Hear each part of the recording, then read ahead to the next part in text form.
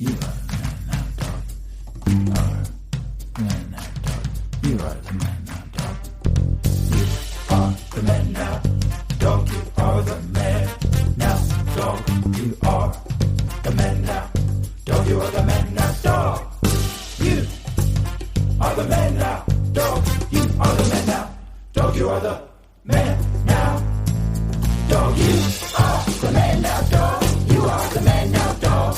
You are the man now, dog. You are the man now, dog. Oh, hello, and welcome to the Man Dog Pod, the improv and conversation podcast with me, Dan Lippert, and my Olympiad co-host, Ryan Rosenberg. Hi, Ryan. Hey, Dan. How you doing? Thank you for acknowledging my Olympic status. Oh, thank you for being so talented at, let's see, what was the one you were surfboarding? I was just edged out for surfboarding this year in the Olympics, but hey, being at the trials was a pretty good feeling. Very exciting. You were the only person to almost drown. Need the lifeguard. Yeah, I was the only person that deployed the jet ski for me. So I'm hoping that they don't invite me next year. It was a very scary experience, and I'm done with surfboarding and the Olympics.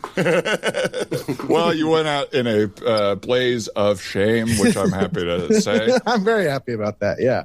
Now, how are you, Dan? You're an Olympiad yourself, right? I have watched the most Olympics and judged the most Olympics, like sat on my couch more than anyone else and judged people who are more talented than I am. Right. Oh, I can't believe they didn't make that dive. Too big of a splash. You got to stick that vault, Simon. Especially the ones you know you could never, ever do. Yeah. Gymnastics are easily the hardest for big guys like us. Absolutely. During one of them, they were like, just to imagine this, put your iPhone on the ground. That's how wide the vault that they're standing on is. And I was like, Jesus. That's crazy. I can't even step. Well, and then I stepped on my iPhone and broke it. Oh, God. Oh, you heard him, folks. You heard him laugh. So why don't we just go ahead and introduce him? What do you think, Dan? I think that's wonderful. I will say very quickly, they need to hear this before they're introduced. If you're listening for the first time and you just need some information, we do this podcast for free with our guests. We've also got a Patreon, and you can go to patreon.com/you'rethemannowdog. You can get the full version of this episode. That's right. There's extra that won't be on the free version. There's extra episodes with just Ryan and I. And if you're on the higher tiers, there's monthly episodes that we add, as well as other content and video content of all the episodes. So please join us on the Patreon. And without further ado, let's bring our guests on. I will start with a return guest, the very wonderfully funny Rachel Van Ness. Hi, Rachel. Woo! Hi. She made it. That's for your Patreon followers. Yeah, everybody's going to be wondering what that was. Yeah. Well, imagine somebody like an extra in Oprah's audience. That's what that was. Thank you for being here today and bringing that energy. Yes. Yeah, thank you for having me. I like to bring game show energy to every podcast I do. Good. Totally. You can be an audience member here, too. You know what I mean? You don't have to be forced into anything. Yeah, we've had some guests just watch all the scenes. Yeah, I'm just here to make a lot of noise, but not really much besides ambiance. Woo! Well, speaking of not able to add much, let's bring on our other guest. Another returning guest. He did an episode in person with Rachel. We're bringing the crew back. The author of the new novel. In theaters everywhere, folks. Wow. It's Jake Jabbour, author of Training to Be Myself. Hi, Jake. Hi. Oh, a light applause for the author. Yes. You gotta be respectful in a bookstore. Yeah, that was like an audience member shout and someone at a book signing or something.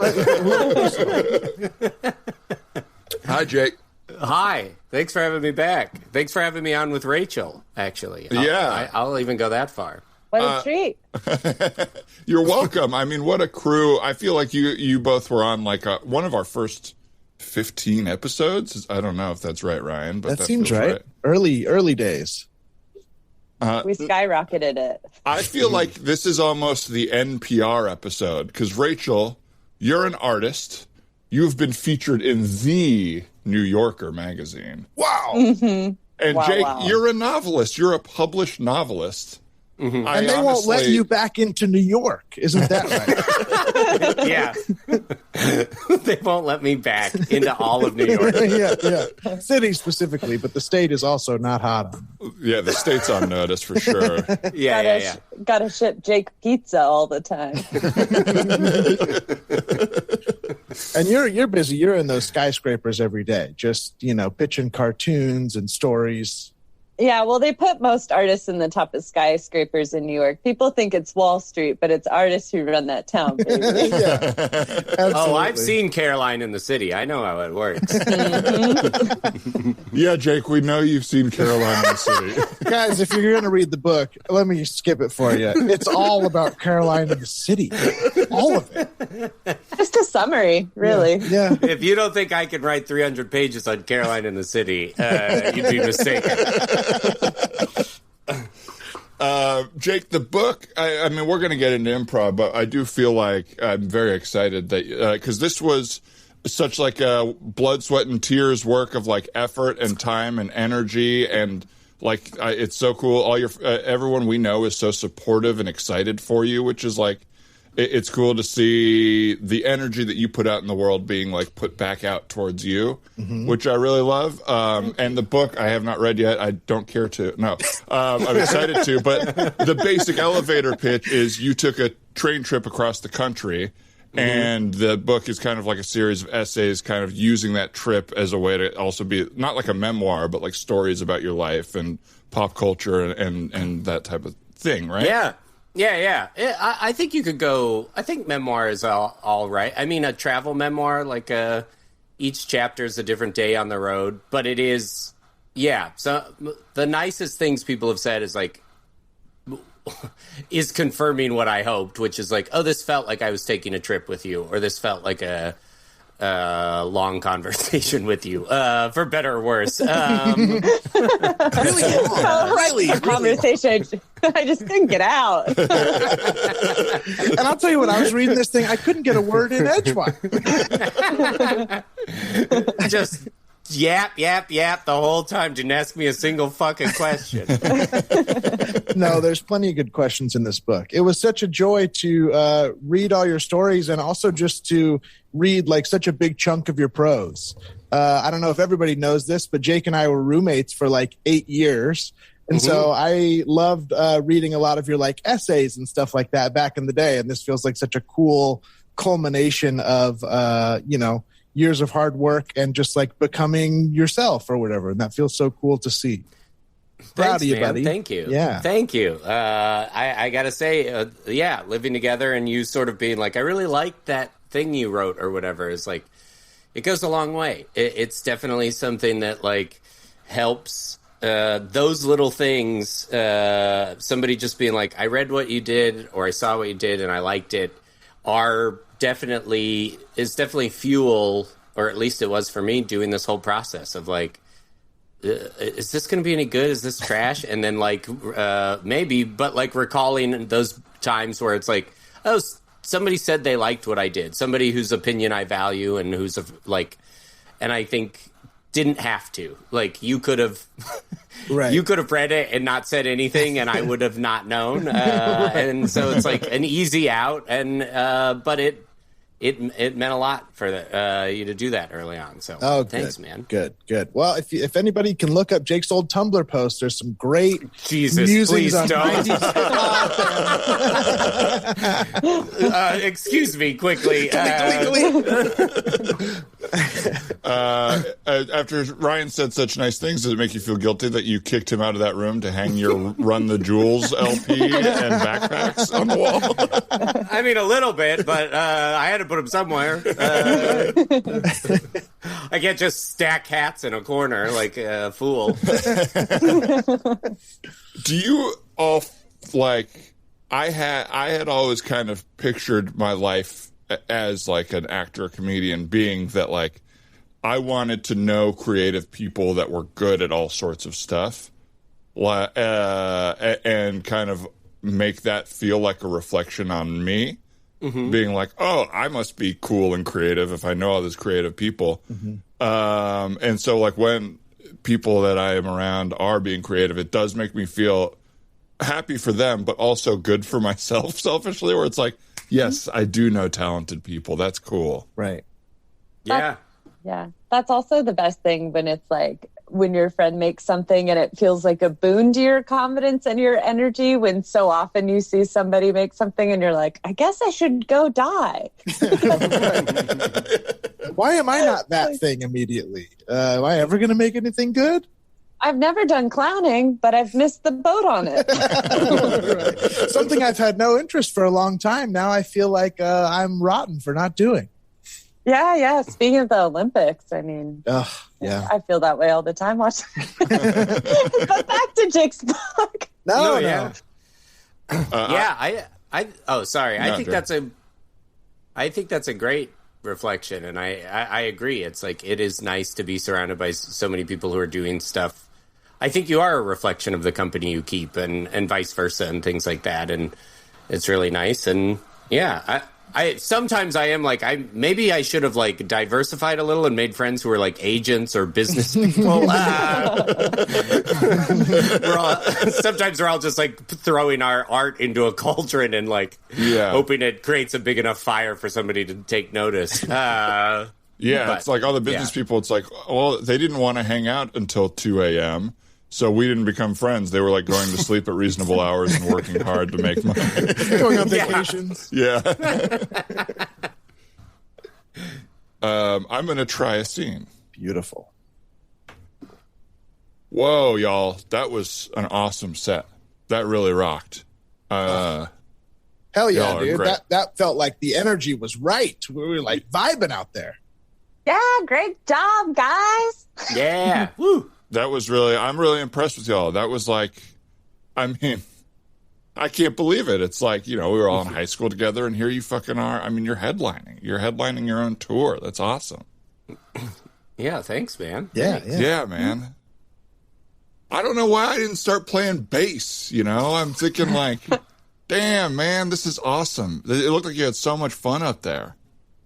Oh, thanks, man. Yeah. We appreciate you coming out. It's really cool to see you again.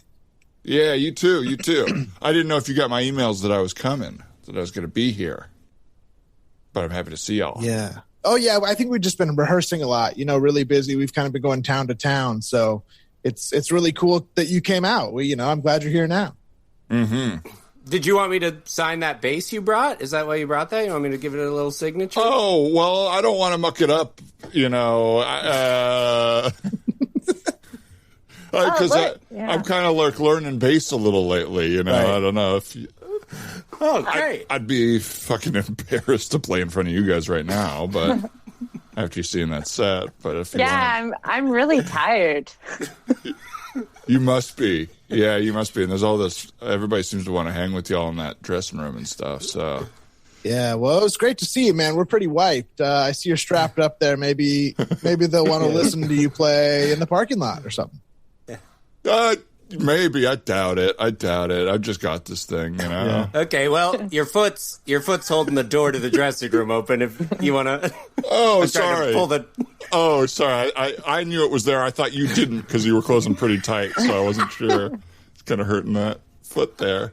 Yeah, well, it was nice seeing you. I'm sure there are people out in the parking lot who would, also have guitars and drums and stuff. You could like form your own group, and that could be like a really cool thing for you.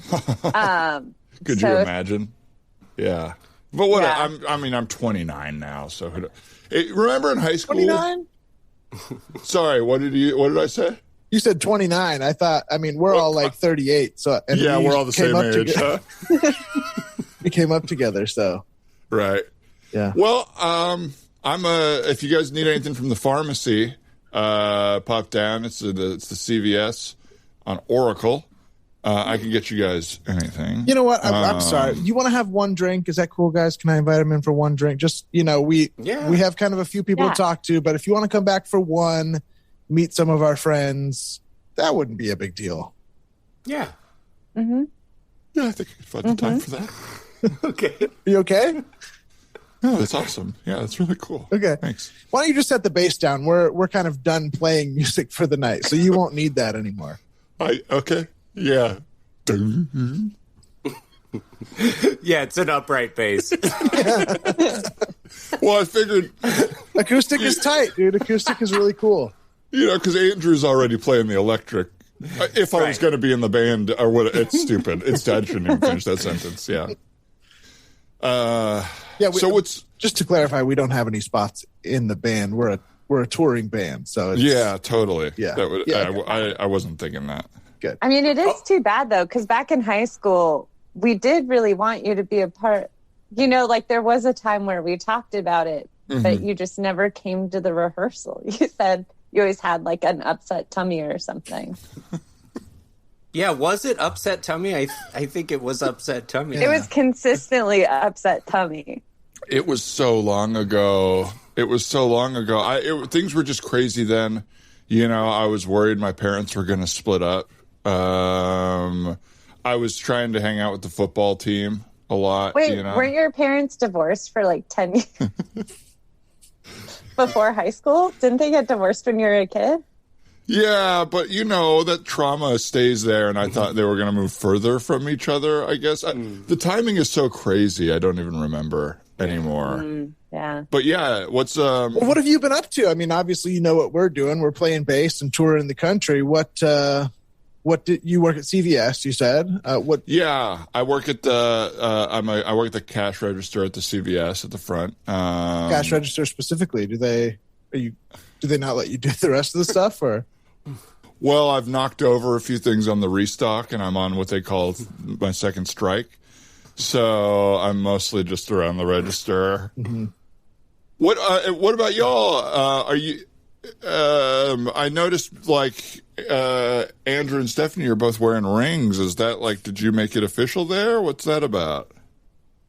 Yeah, Yep. we did. Oh man, that's awesome. Yeah. Because remember, Stephanie, you asked me to prom, or I asked you. I can't remember. It was so long ago. I actually, that's funny because I haven't forgotten. I actually asked you, and I did, and it was, you know, kind of bold for the time because usually like the guy asks the lady, and I asked you in this big thing, and then you kind of panicked and said you had an upset tummy and that you couldn't come. And I said it was 2 weeks from then, but you said you were pretty sure that upset tummy would last for that duration. So I ended up going with Andrew, actually. That's so crazy. Can you imagine if I had a better constitution? Where are you going with this? Well, it's just maybe Andrew would be the one who was fired from CVS last week, and I'd be the one touring. Oh, I'm sorry to hear that. Yeah. That's okay. You know the strikes rule I was mentioning earlier? Mm-hmm. Yeah. I left out a little information. I got my third strike recently. Oh, okay. It was for knocking man. over a display again, or? Yeah. Yeah. Yeah, I knocked over the super soakers, or like the knockoff super soakers. Right. Oh my God, babe! I just got a text from the person house sitting for us. Our dogs are sick. I think I gotta. Oh. I'm gonna miss the next. I gotta go home to the dogs. I gotta miss the next show. I gotta miss the next tour show. Dude, you're our lead bassist. You can't just go. We can take him to the vet, honey. You want to trust the house sitter to take our dogs to the vet? People do that all the time. And I see the wheels in your head turning. No, you cannot audition for the band. I'm sorry. No. What wheels turning? I don't even know what you're talking about. You ran outside and grabbed your stand-up bass and brought it back in. Oh yeah, I was just worried someone was going to steal it. I took it. I paid a pretty penny. Oh my gosh, he knocked over the mini fridge. Let me pick it all up. Jesus. Wallace everywhere. Well, I'm so sorry about your dogs. I can't even imagine who poisoned them or what. Poison? I didn't say poison. Me? We didn't even ask to poison them, and you just said me. Oh my God, my tummy is going crazy. Your tummy doesn't hurt. You haven't had anything since you got in here. You said you felt great after the show. Does your tummy That's really hurt coming back to bite me in the ass. Wait, so you poisoned our dogs? Look. I think we can all agree that the only reason you're successful is circumstance. And I could have had your life and you could have had mine, you know? Well, dude, it's not too late to start. I mean, music, anybody can play music. You know, you just got to... Hey, he poisoned our dogs. He doesn't need to fucking pick me up. We're not helping him anymore. I'm not helping him. I just feel bad for him. I feel worse for your dogs. Of course, they deserve at least, but... I mean, he can't do anything, you guys. His life sucks. He can't do anything. He's unwell. He needs to go home. Ow! Are the strings always this sharp? I think they're round, right? I don't know. Well, I'm bleeding, so... I hope you have insurance. I don't know. Oh, you and I both know I'm not insured. I don't know. Oh, come on. Listen, it feels like you have a bigger connection to us than maybe we have been thinking of you, you know, and I think it's best for you to maybe just focus on yourself, you know, take care of yourself, take some lessons, do something. Don't poison anyone's dogs anymore. I never have. Never have. And that's wonderful advice. And honestly, I'm so happy for you all. I don't know if you saw the Instagram posts I was tagging you in because something was happening with the algorithm where you kept getting untagged.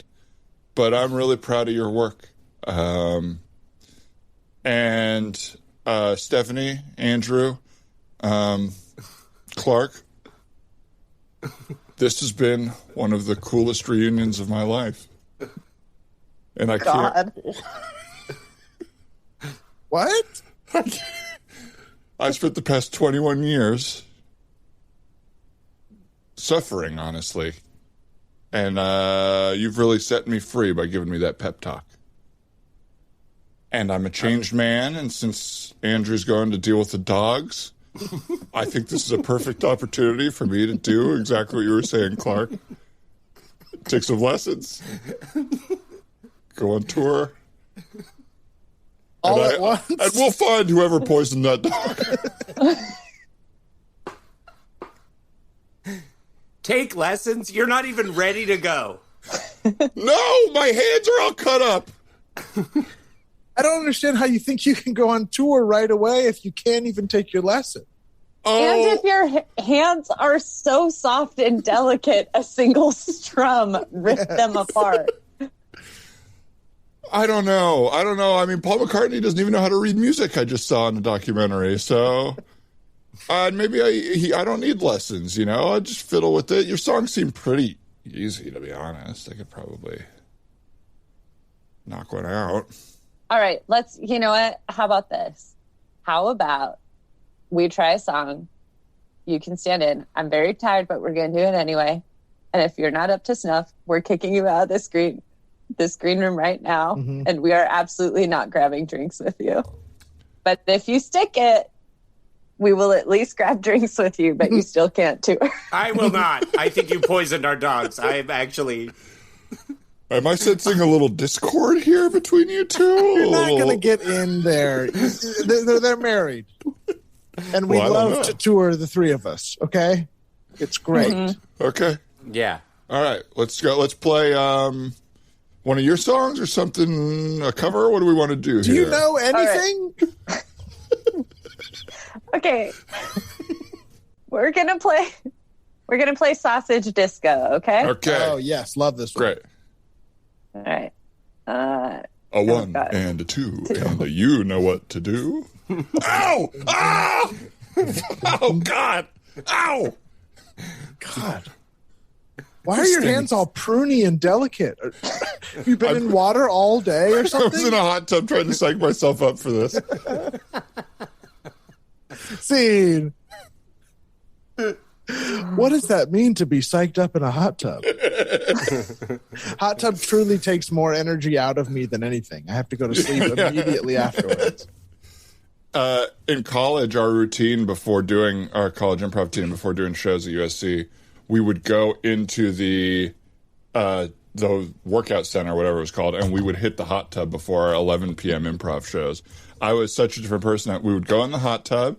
I would get a coffee at 10:45 p.m. And I would do an improv show, and I would be able to go to sleep after that. That is like a Mississippi Speedball or something to my body now. I think that's what's so funny to me about improv, though, that like people are like, in my college, like a group of guys would always be like, monster, monster, monster. And then they'd go and they'd all get monsters before the show because they were just like, we've got to be fucking amped to talk over all the women. Hey, take an extra monster. Rachel almost got a sentence in last time. Oh, yeah, you're right. It is the weirdest impulse that like what you're doing is really cool and like it's rock or something. Yeah. Go ahead, Rachel. I don't know. I heard about some people doing cocaine before Herald Night, and I was like, if that's what you need, I don't know what to do for you. Wow. I don't know.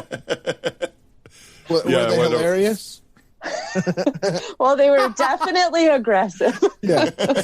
Which is usually pretty funny. It really puts everyone at ease. Yeah, I really feel good about being picked up by a coked out teammate. That's who I want to be in the same room with, enjoying theater. Definitely. Mm-hmm. Yeah, like we're going to go to the opera. Time to take some coke.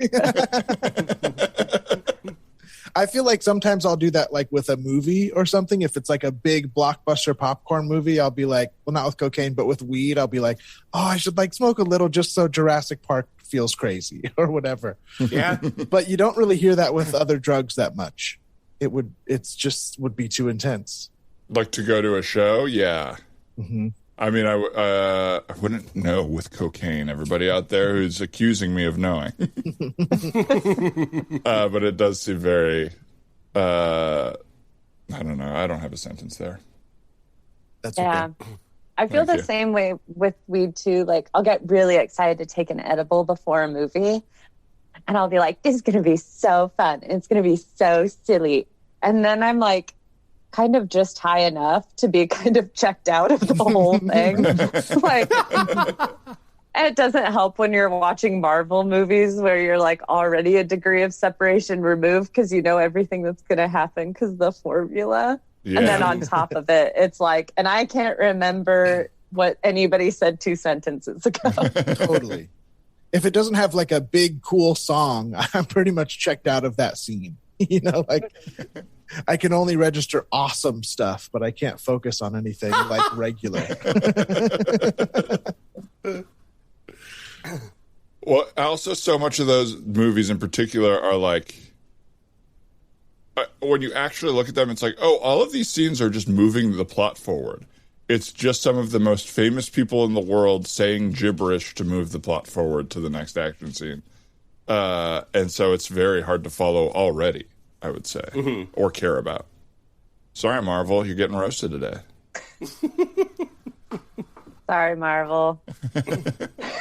I feel like I'm really kind of at the end of the Marvel thing. Like I just finished watching Loki, and I just felt like very lost. I'm like, where are we now? And how do they go on any further? It feels like they've done all the Marvel stuff.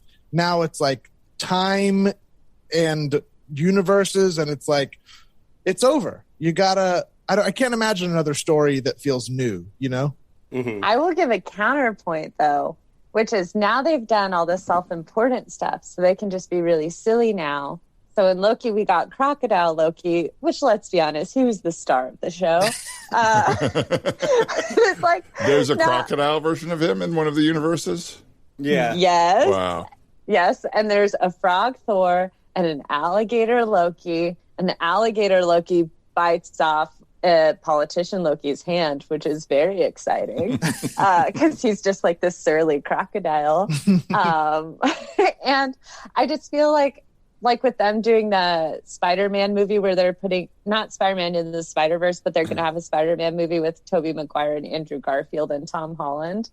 Like, I feel like now's the fun time where they're like, what if we just put all the people, I know they already did that with Avengers. I'm just saying, I think there's hope for them to be doing sillier and more interesting stuff. Yeah, that's true.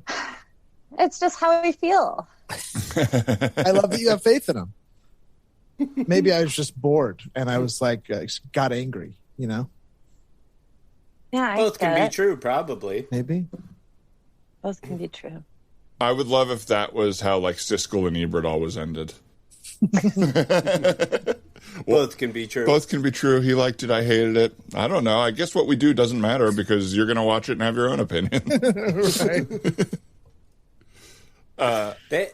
Go ahead, Jake. Sorry, Dan. Go ahead. No, I didn't. Go ahead, please. I was just gonna say, like, those two guys got so famous, and they could tank a movie before it, like, if they both didn't like it.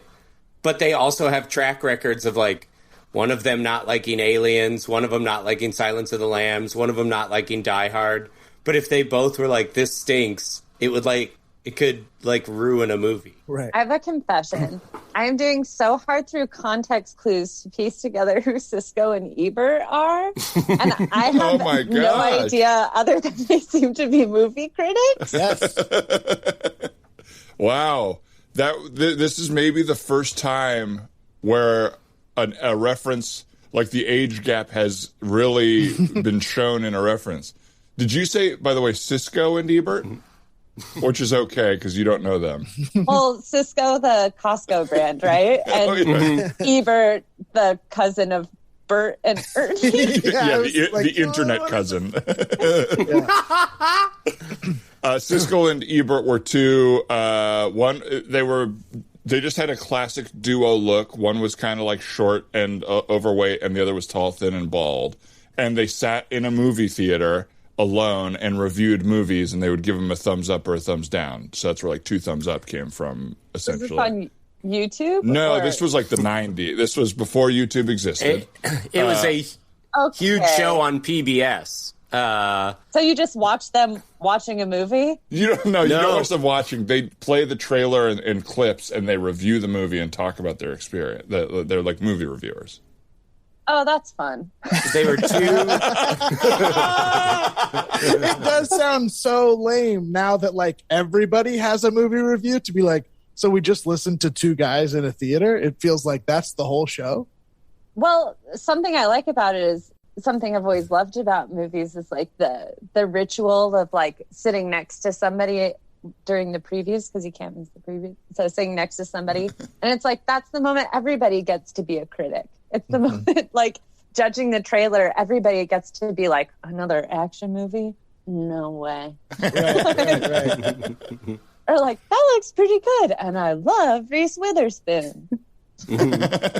I love the, like, we got to see that one together. Like, I love that little connection. That's fun. It is funny in their show when you would see the trailer or a couple scenes from the movie, and then it would cut back to the theater on them, and lights would come up as if they had just finished watching the movie, and they would start talking about it, which is a funny thing to imagine that they actually would sit and watch the whole movie just alone in the theater next to each other, which I don't think they did. Right. I hope they did. What good friends. I heard sometimes they would, but afterwards they wouldn't talk about it because they wanted to like save it for the show. Right. So they'd just be like, see you at work tomorrow or whatever. But my question is, do any of you have a critic that you will routinely sort of go to read about a movie? And then follow up, do you think they're necessary? Is it necessary to have movie critics? Like, and then maybe a third follow up, should there be improv critics? Are you going to get into improv criticism? Is that where you're going with this? I've thought about it for a long time, that it's kind of weird that it's an art form that we don't sort of like do write-ups on or like criticism. Because I've got some things to say. I think Ryan and I have. I will go through the 3 questions briefly. Ryan, I do not have a critic. I read a lot in Arizona. I remember on the whatever the Republican newspaper was in Arizona, there was a guy who I would always do whatever the opposite of what he said. He loved the worst movies, hated anything interesting. I can't remember his name, but we've talked about this a little bit, Ryan and I. I don't really understand. I understand like the intellectual idea of movie criticism and like talking about ideas and that stuff. But the existence of it, of like thumbs up, thumbs down, Rotten Tomatoes, doesn't make a ton of sense to me because like everyone has a different experience. And it's very weird for me to take the opinion of someone who studies movies to tell me if I'm going to have fun at a movie or how it's going to make me feel. Yeah. I agree with that. Something I'm trying to do better lately is appreciating a movie for what they were trying to do and not for like what I think a good movie is. Because like Fast and Furious is not trying to be a good movie. God, no. It's just trying to be like fun with a lot of explosions and like some examples of male friendship. I've never seen it. But yeah, it's like, I don't know. It's like you could almost only judge a movie against itself in a weird way or against what you think it was trying to be. I don't know. No, that makes total sense.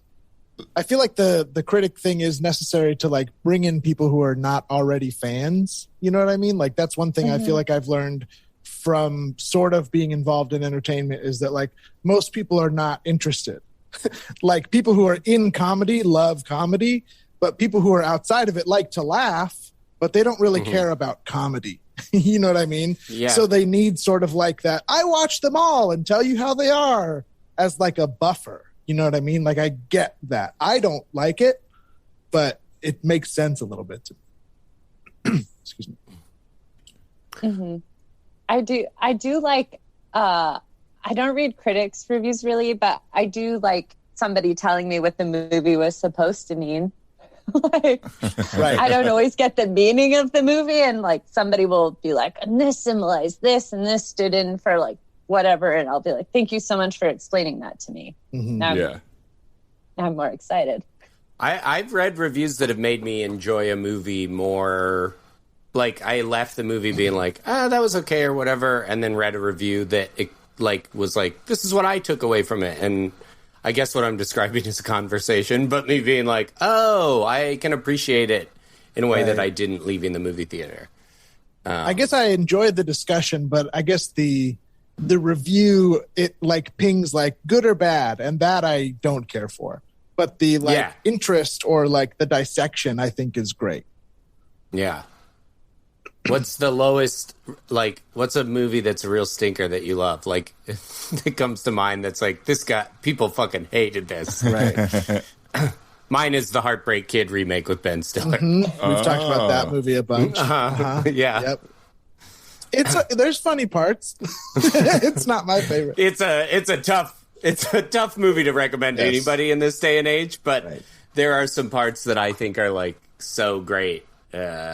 I feel like I remember the romantic interest in that movie being somebody that I really liked at the time, like Malin Ackerman is and Michelle Monaghan are the two. Michelle Monaghan, I don't know anymore. This is cuttable. I've added nothing to this because neither of them are who I was thinking about. Oh, maybe you're thinking of Jerry Stiller. yeah, the romantic counterpart to his son in that movie. I feel like my version of that movie is probably Joe Dirt. Like I saw it at the age where it like really hit my sense of humor hard, and so I'm like stop developing there. Like I'll always just think it's really funny, even though it's not currently what I think is funny. It still just like kills me every time. I've seen it way too many times. I feel like if it's a movie you've laughed at with your dad and your mom as a kid, it's going to permanently be a cool movie. Right. Like, I don't think Three Amigos is a flop. So I'll say, I think that's cinematic royalty. So I will say Dodgeball was big when I was a kid. And I was like, now this is a good movie. But as an adult, I think I'd be horrified to rewatch it. Maybe I'd still like it. Look, this is a story. It's a little bit sidetracked. I think I've told it before, but I just can't hear Dodgeball without thinking it. I saw that movie in theaters twice. The second time I saw it, there's a scene where she opens her door and there's this big reveal that she's really into unicorns. Her whole house is unicorn based. And the guy in the row behind me in the theater, to himself, just goes, "Somebody likes unicorns." And that phrase is like burned into my brain. I say it if in a movie like someone like has a lot of like pig paraphernalia, I'll like think that to myself, like, somebody likes pigs. Do you think he was funny, or was it funny to you and he was not making a joke? Like, I think he was like, this is a really hard concept to try to put words to. But when a movie is purposefully making somebody seem unusual, and someone is acting like they are mad at the movie because they're like, "Why is that person like this? That's so crazy." And it's like, yeah, that's what they're saying. Like, right. I think. Right. Okay, I've got a scene idea. Okay. Oh man, I'm so excited for Fast and Furious to start. Oh, me too, man. It is like we've waited too long, Yeah, everybody's talking about it. I can't wait. I know almost nothing about the movie, but I think it's going to be a good time. Oh, well, I have seen them all, and I am totally psyched. If you have any questions, you can totally ask me. I will catch you up, but I don't want to spoil anything. So okay, Rick, it's starting. Okay.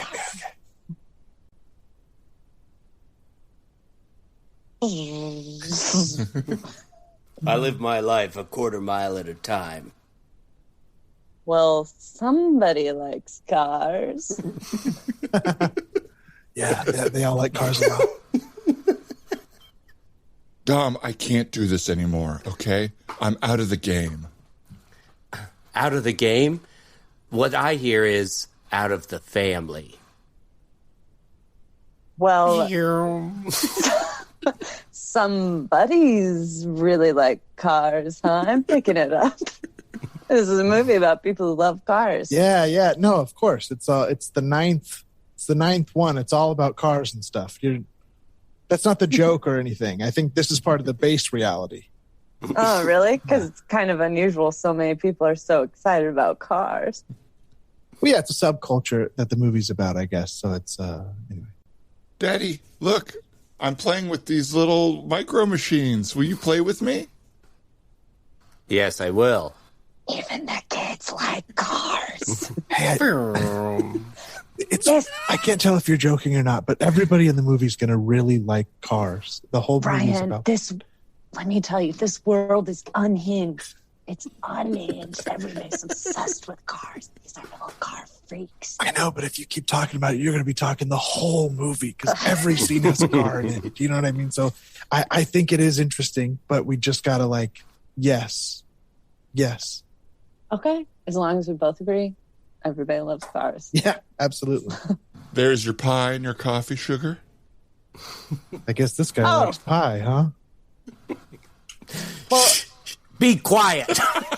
Oh, sorry, dude. My bad. Yeah. We should really be quiet. Yeah, but he really likes pie. I guess so. I mean, I think they're not even talking about the pie. They're just into a scene about the cars again. Don't pretend like you weren't just super excited about them liking pie. Well, I was just trying to do a joke like you do. I thought we were Yeah, they do like the pie. You're right. Can I get those plates out of the way for you? She can't. Oh. I guess she can. I think this pie is making me sick. False alarm. No one likes pie. Have you never seen a movie before? Because every time something happens on screen, you talk about how much everybody likes it. Look, in this world, for me to understand it, people just like things or they don't like things, and I have to keep it straight. Otherwise, I'm not going to be able to follow the story. Well, just to fill you in, it's mostly about cars and racing, But at this point, I think the gang has been brought in by The Rock to help solve a crime because they're the only drivers that can keep up with the bad guys. So they all like cars, but they also hate crime. Okay. So somebody hates crime. I got it. Yeah, but you didn't discover that because I told you that. You repeated it. Well, I discovered it when you told me. Okay, that's true. Do you want some more popcorn? Somebody's obsessed with popcorn. I'm offering it to you. I'm not obsessed with it. I have it. I'm offering it. All right, somebody hates popcorn. I'll eat some, though, because I'm somebody who likes popcorn. Okay, everyone. I hope everyone's got their wine. I got all sorts of cheeses. They had a little strawberry jalapeno toast at Trader Joe's that's really good with the brie. And I'm excited to talk about the book. Let's see. We've got Wuthering Heights by Bronte. Now, I thought it was fascinating. Okay. I immediately felt like I was dropped into a world that I understood, or at least the relationships. And I thought that was just great. I felt like I was part of what was happening, not just from an outsider, but brought into it the whole time. Oh, yeah. Oh, somebody likes books, huh? What did you say to me? I said somebody likes books because you clearly enjoyed this book, so it seems like you like books. I like this book. I don't like books. Hey, let's not get too aggressive in the book club. I'm just noticing some tones that we don't normally hear. Why don't we take a breather real quick? And I thought we were reviewing the books is what I thought we were here to do, not the people who are talking about the books. Okay.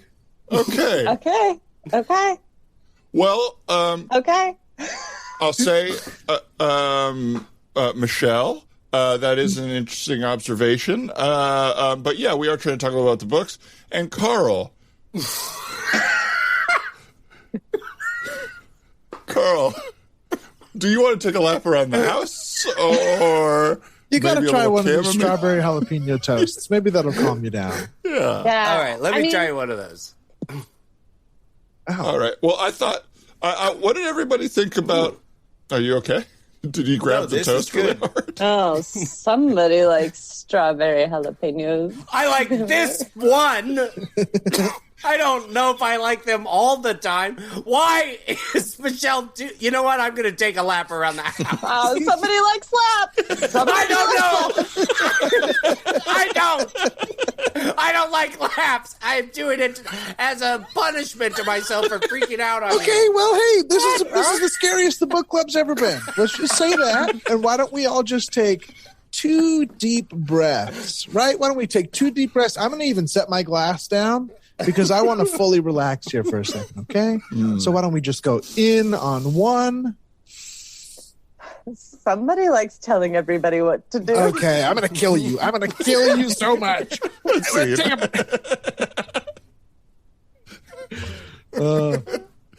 to kill you so much. Another something you can read about in Jake's book is his time as a teacher with Teach for America. Is that right? That's right. Yeah. I mean, they did all see me cry. Who, all of your students ever? Every single one of them. I wouldn't let them pass without seeing me cry. Like, look at me before you go. That's funny because 30 years later or whatever, 27 years later, I still remember the teachers who cried in front of me because there weren't many. Yeah. But I think, how did it happen? You were so overwhelmed. Is it in the book? Is this a tease? It's not in the book. The first school I left, I had been there for like 3 years, and because I'm a special education teacher, I would stay with my kids as they got older. So like it wasn't like I got a new class every year. I just saw them until they graduated. So I had been working with most of these kids for 3 years or something, and when I decided that I was going to leave that school, I talked to them individually, like a handful of the ones that like I'd been with for 3 years and just like fell apart and started crying like multiple times. And I was like, I bet that was I bet that must have been weird to watch an adult kind of just like be like, here's the choice I've made and I feel sad and bad about it. And I hope like, cause it's just like I'm not infallible and I'm not like going like everything's okay. It's like, I've been an adult you've been listening to for 3 years and I'm quitting and I feel bad about it. Well, and I like that you're putting all the pressure on them to absolve you of your guilt. Like, I think that is, I think probably we should see adults cry more. oh yeah. And I think that like, I had imagined that they, like, you were just in a class one day and just couldn't handle them anymore. That feels like that's like an emotional thing to go through, and it would make sense to, experience that way. And I think there is like generally maybe a benefit to seeing somebody be affected by like something ending and the grief of that. Yeah, I want to see more people crying so then I don't feel bad for crying a lot. Like, we kind of need to, we kind of need to move up the baseline so that, like, some, ladies don't look like lunatics when they cry a lot. Yeah, and it's telling the truth, right? People cry, and that's okay. But I feel like if you do cry, it's, like, weird and it never happened, so I shouldn't. But it's like, no, that's what everybody is pretending. But Where's the most awkward place or situation where you guys have cried? Awkward place. I'm pretty controlled. So I haven't had a lot of public cries off the top of my head. Trying to think of it. And I don't say that as a brag, just as a thing that is true. I'm probably more embarrassed about it than I am bragging. Two come to mind. And actually, one wasn't embarrassing, but I was caught off guard. I was like teaching a script writing class, and I think he would be fine if I said it. But Rob, who you both know very well, or all three of you know, Skirbo, end of his script, I started crying, and I was like reading it, and I was like, whoa. I was very like emotionally moved by that. And then also one time in high school, they did the Charlie Brown song or whatever. I started crying and I don't know why. Is it like like the do, do, do, do, do, that one? I feel like it, yeah, but I feel like do do do do do do do do do. I can't even remember. I just remember it was like some all school presentation thing or whatever, and they came out and sung some Charlie Brown song, and I was like, yeah.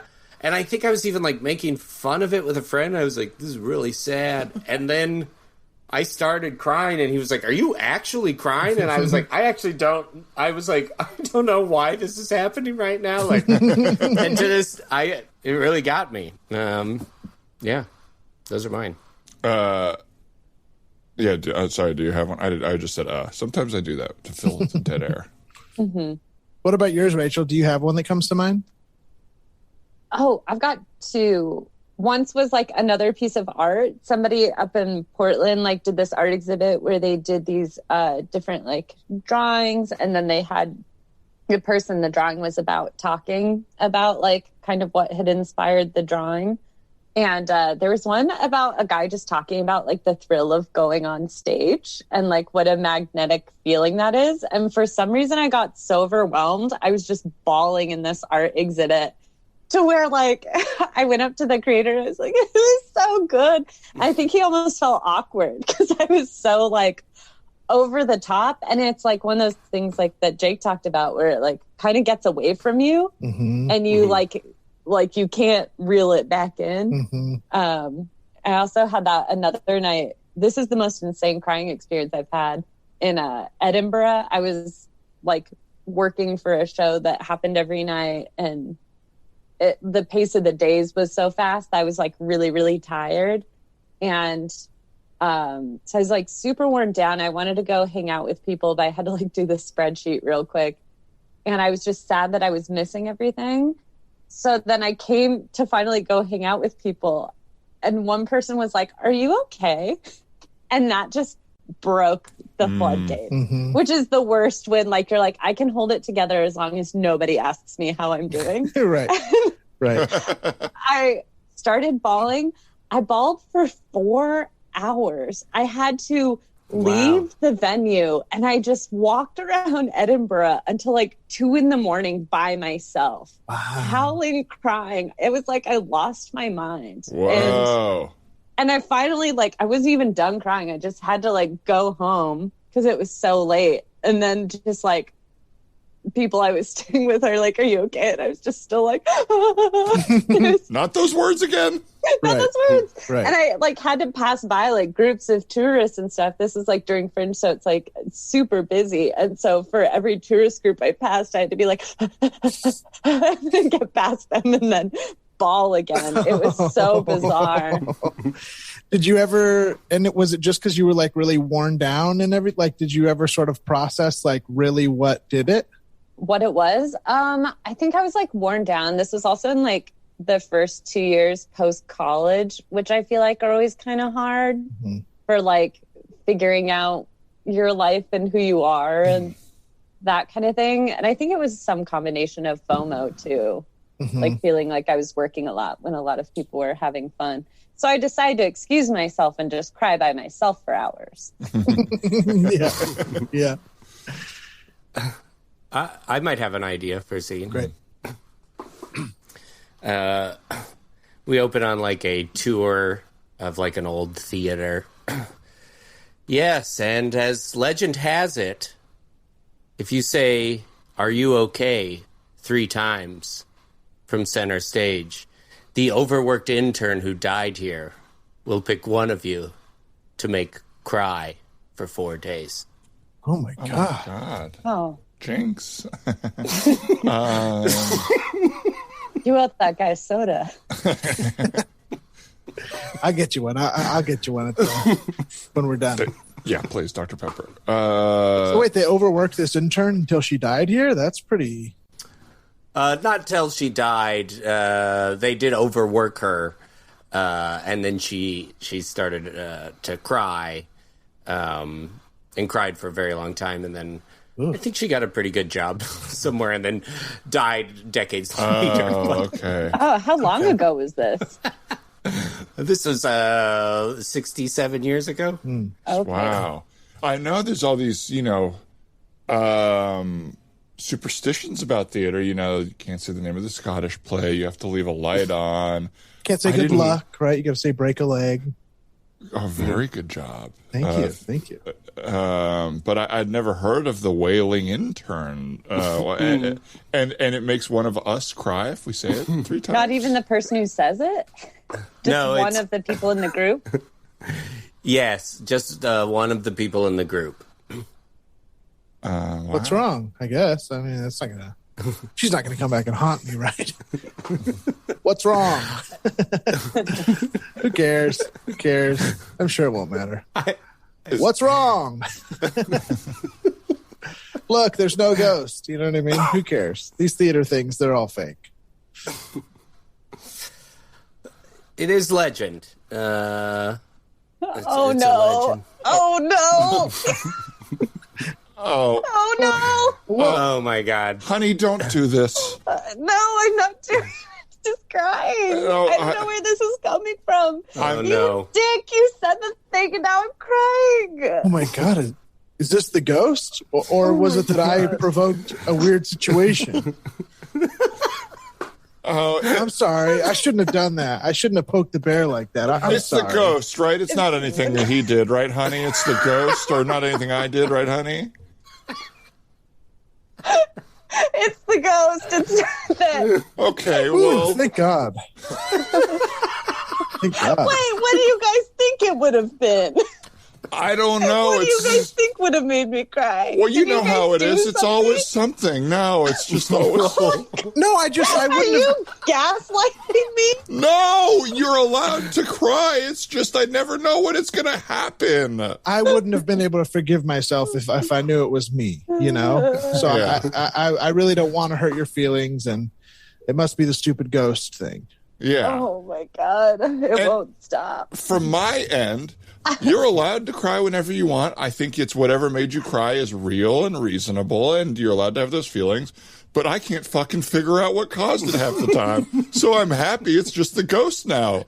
Sound like you have that speech kind of rehearsed. It just came out. I don't know what you mean.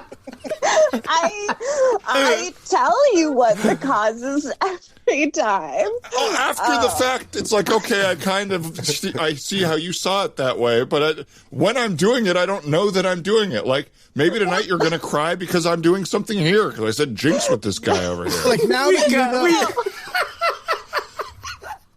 We cut to them at their hotel room, and there's a knock at the door. Knock, knock. Yeah, I'll get it. Oh, you got it, honey? Yeah, I already got it. All right. I'm Robe sorry. on here.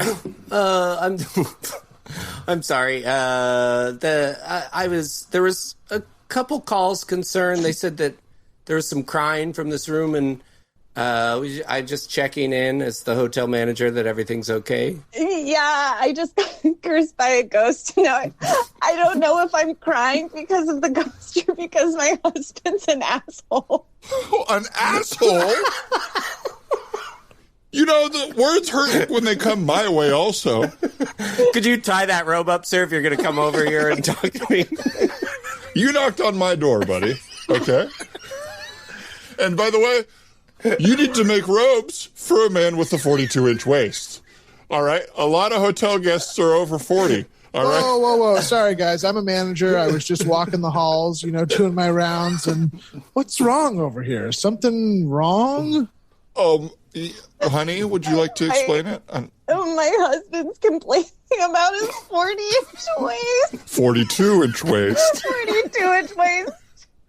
Yeah, but you seem to be crying. What's wrong with you? It was either, I think it was a ghost, but it could be that my husband and I just need couples therapy at this point. What does it take for the ghost? I don't know if I'm also cursed or if your husband's aggression towards me. Oh, I mean, you work in a hotel, you deal with motherfuckers all day, and I'm making you cry, dude? Well, toughen up. I don't know if the ghost is affecting me or that you said motherfuckers and I realized somebody wrecked my home. It's the ghost. There's no way I'm making you cry because I said this fucking ghost. I got a feeling this ghost, they say it was in the theater, but this ghost has been following me around for like 25 years. All right. I can't be the rock for all three of you. I'm already the rock for my wife. You haven't done a single nice thing for anybody that I've seen. I'm listening and I'm not crying, which makes me good here. Cut to church. Yeah, I can exorcise a ghost for you. The Catholic Church, that's a service we provide. Fantastic, Padre. So my wife has a crying ghost. I told you the story already. So what do we need to do, I guess? Okay, first let me light some incense and see if there's a ghost in the room. Okay, great. Jesus Christ! How much of this do you like? Does this smell stick around for a while, or what's this? I just kind of I'm doing it a lot because it doesn't seem like there's a ghost here. No, my wife's crying all the time. All the time. Sometimes in the middle of dinner, she'll just start crying. We're just sitting quietly, and she'll start crying.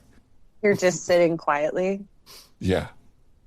Maybe get near her clothes and stuff. I think it'll probably be over there, or some sort of residue. Okay, let me go over there. I mean, I'll light another incense stick, but usually I can tell pretty quickly, and I'm just...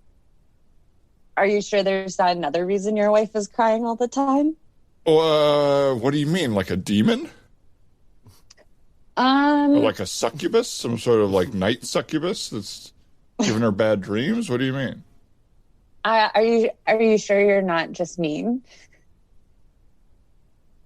Yes. Well,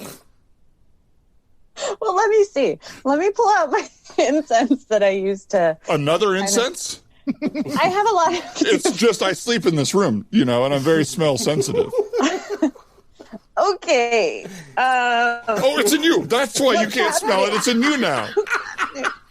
No, I'm lighting the incense and it's not here. I'm lighting my big mean guy incense.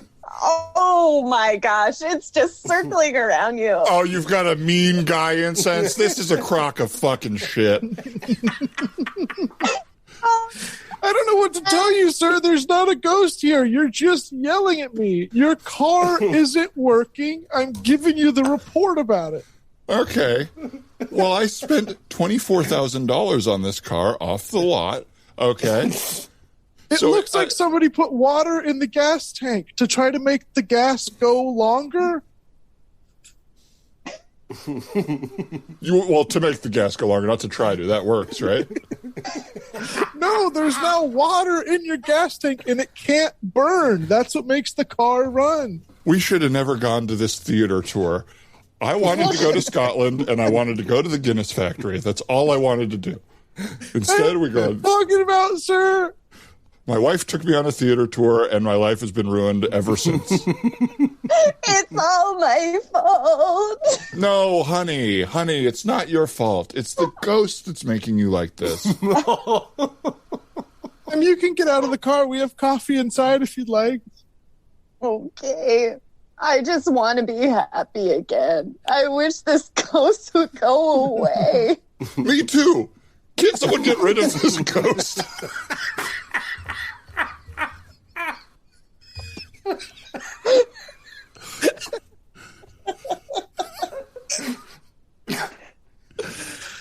What can we do to make this ghost not be the way it is anymore? All right, sir, listen. You came to the right place. The Ghostbusters can take care of this for you right away. All we got to do is tell us how big do you think this ghost is and how strong do you think it is? Because all we got to do is throw the trap, open it up, hit the button, and it'll suck them right up. It's incredibly strong. It's not just infecting my wife. It's my kids. It's the people I work with. It's the barista at Starbucks. Wow, this sounds like a pretty rude ghost following you around everywhere. Now, how big would you say this ghost is? Huge. It must be huge. Yeah, why? Okay. I mean, how would I be able to tell, I guess? I don't know. I just, if I had an approximation, if you've ever seen the ghost or anything like that, it can kind of help. Waist size. What waist size would you say? Waist size? Waist size is the ghost. I don't know. We have to talk about waist size right now. Oh, no. Is the ghost affecting you? It must be the ghost.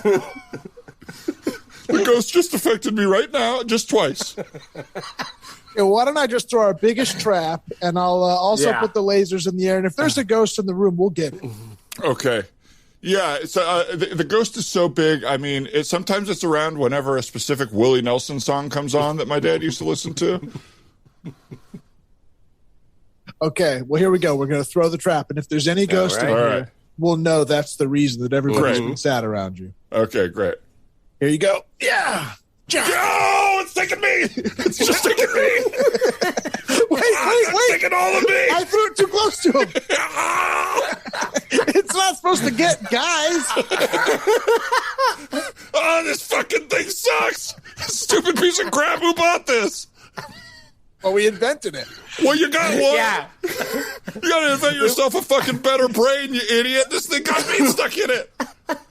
It has to suck in a ghost. It's got to be a strong suck. I don't know. It might be working. I feel so much better. No. Oh. I think it's working. Yeah, maybe the ghost is in you, and we might have to lose you, sir, to get the ghost. Oh, no. Come on. I don't want to die. I don't want to die. I can't die. Usually a strong apology to the one you love will save your life. Willie Nelson's not here. What do you have to apologize to Willie Nelson for? I never appreciated his music. So it's not even to your dad who loved Willie Nelson, it's to Willie himself? What about your wife? Oh, honey, I'm so sorry we went on that tour of theaters. This is where that all started. I'm sorry we went to Scotland. I think it's just the ghosts talking. Turn it up. Ow, my fucking wrist! Ow! That's just the ghost. Just the ghost. Scene. My wrist! All the things save my wrist. My fucking wrist.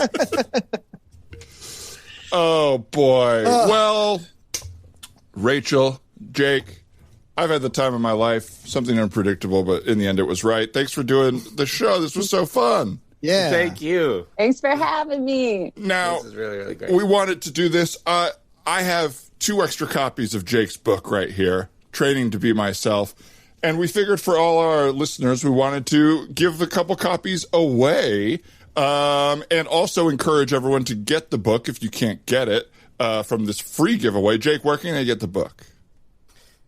You can get it anywhere. Books. I tell people if you've got a local bookstore you like, order it from them. But you can get it anywhere. You can get it from my website, weimprov.org. I'll send you a signed copy. Yes. That would be the best place to get it, right from the man himself. Yeah. But if you'd like to enter our little sweepstakes, go ahead and comment on our Patreon or tweet at us at ManDogPod. Is that what we are? Yeah. Mm-hmm. Rachel had a great idea for what you should tweet at us. We were trying to figure out what the contest should be. Thank you so much. So the contest will be, and there are two possible answers, which is what dog breed do you think Jake wishes he was? Yes. And we've already talked about this off air. We have his answer locked in a safe. Yeah. Mm-hmm. And don't let my performance here be any hint. Don't use the evidence from this today to... I wasn't playing that type of character to give you an insight into what type of dog it is. Now, that's interesting. So they have to know you a little better than what you've done here today. They have to do some research before they're doing their guesses. I think we're gonna go like, okay, what does he look like? Everybody's gonna guess pug. That's my guess. Oh, I had no idea this game could hurt my feelings. I'm kidding, Jake. You're gorgeous, and pugs are gorgeous too. You don't even look like one though. Jake, my dog is half pug, and he is famously terrifying looking. So if you insult Jake, you don't get the book. That's right. All right? Don't hurt his feelings. But yeah, tweet at us at ManDogPod or comment on the this episode on Patreon, and the winner will send a copy of the book to the two of the winners. They get 2 copies. You get And 2 I copies. actually have a couple extra copies as well. So hopefully we get some You responses guys are and great. we'll, You're so great. have them to send out. But if not, go buy the freaking book. He's a brilliant artist and we're looking to support him. So support Jake and give him some of your bucks. That's what I'm Give him some of your bucks. Some of your jabucks. Bucks. Which is, of course, as we all know, what Jake was his incentive for students. Yeah. Uh-huh. That's right. We all know that. Rachel, where could people find you and what would you like to plug? Oh boy. Well, my improv team Bitchin' will be performing it with We Improv every Tuesday night. And then you can follow me on Twitter at Van S Express, and you can follow my little cartoon Instagram at Van S Expressions, especially if you like ghosts. Yeah. Yes, we did some ghost work as a little That's right. subconscious plug there. That's right. And Jake, where can people find you? Wake Up with Jacob. Anywhere on the internet that's a social platform, I think, is pretty safe. And We Improv, you could go to that website to find where and when those shows are that Rachel was talking about. And you have shows Tuesdays and Wednesdays in LA? That's right. Yeah. Tuesdays and Wednesdays in LA. Yeah, so go check out those wonderful shows hosted by this lovely person and featuring this other lovely person on Tuesday nights. Anything else, Ryan? Did we do it? I feel Did we good about land it. Thank you guys so much for doing the show. Love having you guys on. Thanks for having thank you. us. Yeah. This is always my favorite. Oh, thank Yes. you. Thanks for being here. Thanks for listening, everyone. Patreon.com/You're the Man Now Dog. Casey Trela, thank you so much for the theme song.